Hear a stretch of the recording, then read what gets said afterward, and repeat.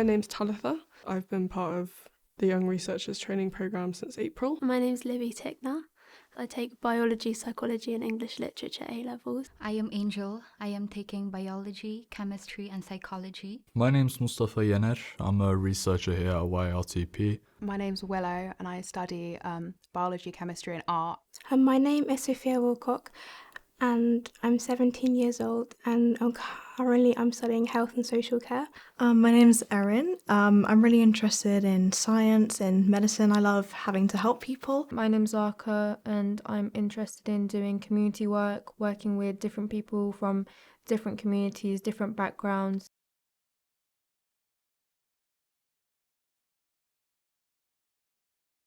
So I've been working with Libby on 2 recommendations. So the recommendation that I chose is having mixed classes and standardised teaching in PSHE, and also having more teaching on women's health in later life, such as endometriosis and other problems like that. We both believe that there's a lot of stigma surrounding these problems, and they don't really get addressed in a school environment, which is where people should be introduced to them from an early age. I chose that because my research focused on how women's health is taught in schools, endometriosis and PCOS, and young people's knowledge of those issues.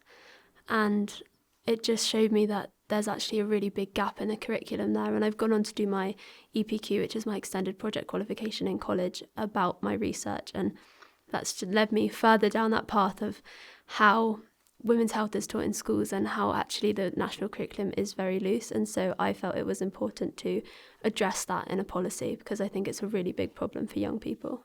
I have 2 recommendations that I identified. It's about extracurricular activities and mental health assessments. Extracurricular activities will help you develop yourself more than not just about exams. It will show you the fun side of studying. It will help you also to have better performance during exams. And it will help you to have the skills that you didn't know you have. And the next one is mental health assessments. The recommendation I identified is compulsory mental health assessments for young people in school. This will help them understand their mental health struggles more, and it will give them more of an education about mental health. This also links to another recommendation, which I'm providing young people with more information through the NHS.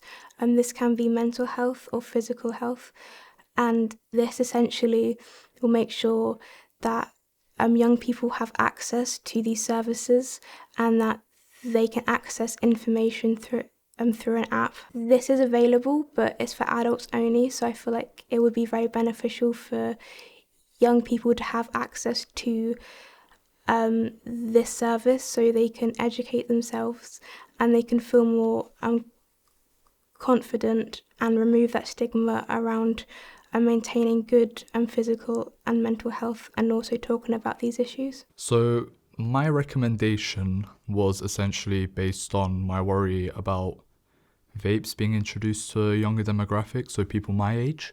So a couple of my policy recommendations was to create zones around schools or other hotspots where you would find young people and limit advertising and also licenses to sell of vapes in those areas.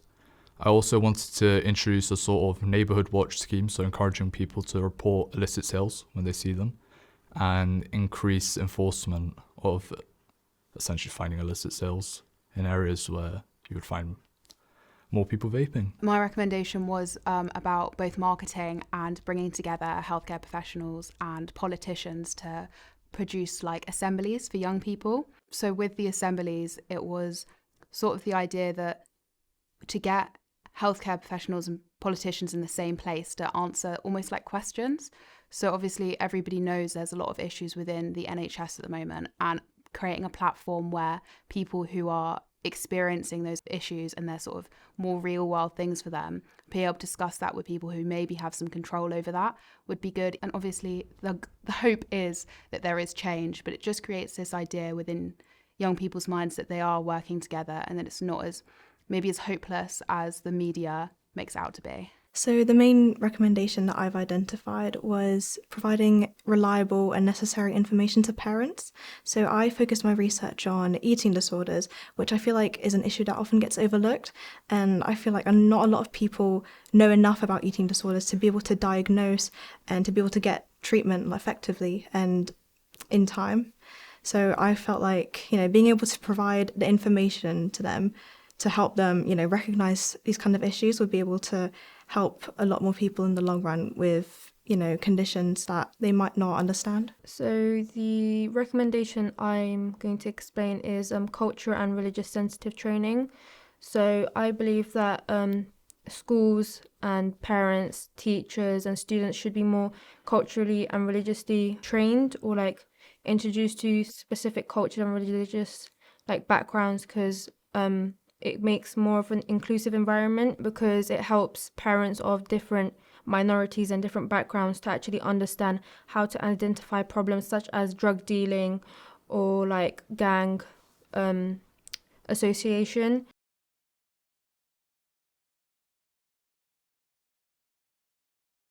I think that these policies should be implemented because people have a right to information about their own health, and by eradicating stigma in this environment, it would allow people to make more balanced, rational and autonomous decisions over their health and their future. I think it should be implemented because it's such a significant part of our lives. Everyone has a relationship with their sexual health and with their personal health, and as a girl, women's health is a really big, important part of my life, and it affects everyone. I think it can really affect relationships if you kind of go into adult life not prepared to deal with things that you are going to have to deal with. It's inevitable. The main reason why I think that my policies should be implemented is because, as I said, there's a lot of first-time users of vapes becoming prevalent, especially with people around my age, underage people. The thing is, there hasn't been much long-term research into vapes and their effects. So there's been a couple of studies done. There's one which studies the effects and quantity of formaldehyde in vapes. And at the moment, the quantity is debated. However, it seems that there's more in comparison to cigarettes. And I mean, that's incredibly worrying to me because formaldehyde is a known carcinogen and it's regulated in workplace. So it's scary to me that people my age are ingesting this and they don't even know about it. I think this policy should be implemented because there's this great misconception amongst young people that they have no control. It's about perpetuating a different idea to these younger generations of doctors, nurses, so that when they go forward and go to university and potentially go into these jobs, they feel like they have a little bit more say and can make a little bit more change if something's not quite going the way they want to. I think this recommendation should be implemented to build self-esteem and confidence with young people.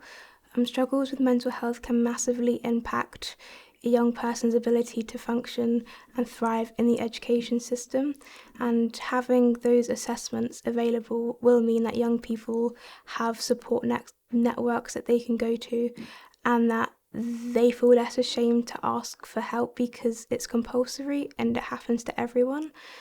And that means that young people are less likely to decline in their mental health rapidly because they have access to the help they need. With the NHS app providing information to young people, this will help give young people a platform that they can easily access.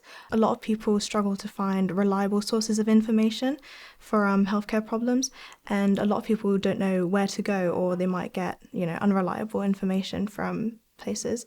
So I want to be able to have the correct information provided to them so they can go to the measures that need to be taken to be able to deal with their problems. If you look at the UK, it's a very diverse country, so you'll find people of different ethnicities and minorities, and most of them don't really speak or know English as their first language.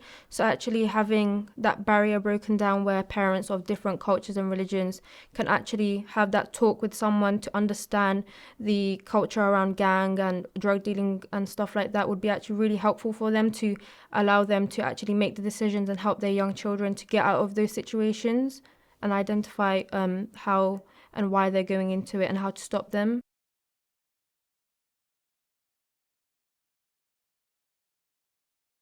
I think it's important for citizens to be involved in policy decisions and future change because they make up the majority of people and their ideas are often not heard by people higher up. How are the policymakers going to know what policies to make if they don't have input from people? I think it's really important that, especially when they're policies that are so community focused, especially in healthcare, that's a massive part of everybody's lives. Communities need to be given the opportunity to create change and be made aware of what the change they've brought about is doing to them in the long run. Citizens should be involved in making policy decisions because they are part of it. It's not just one politician who will be involved in that policy. So it's us who will be affected in the policy that the politician's gonna make. It's our children, our families, and our friends. It's fundamental for all individuals to feel like they have a say in policies and recommendations and the way our systems are run, like healthcare, education. This helps individuals feel empowered and to feel like their voice matters, and it can also give people confidence. I mean, me personally with a stammer, I've always felt that I should shy away and that my voice doesn't matter, but I think the most important thing is for citizens is to make it clear to them that their voice does matter, and that engaging in research, in youth groups, in the general community and volunteering, it all matters, and that their implementation and their place in society matters, and that they should take that opportunity to make sure that their voice is heard.